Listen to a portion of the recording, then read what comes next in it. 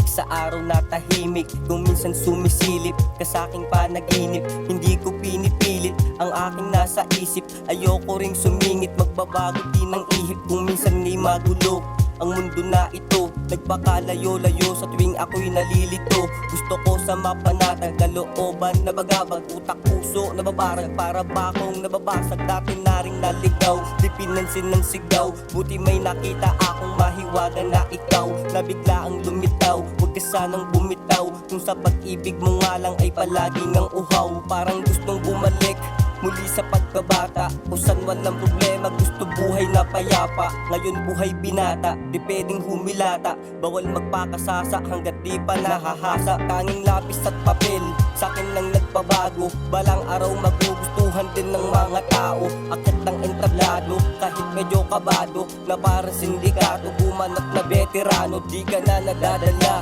sa mga banat ko, kung tumira ay wasak pati ang pagkatao mo. Di malaman kung ano ba talaga gusto mo, hinahabol ko ang oras, ang tanong ko ba't ako? Yeah, kulit no, kung kailan di na pwede at saka pa naalala.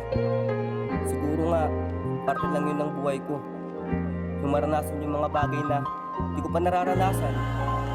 Naalala ko tuloy yung dati, nung una kitang makita, yung ikaw at ako na puno ng kakulitan.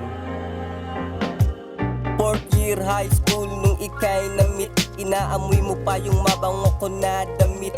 Sa eskwela din lumalabas pagkakulit, tas nag-aalala ka kapag may sakit. Pero di na sa'kin bago kung ano ang meron tayo, pwede mong kakulabo kahit parang delikado.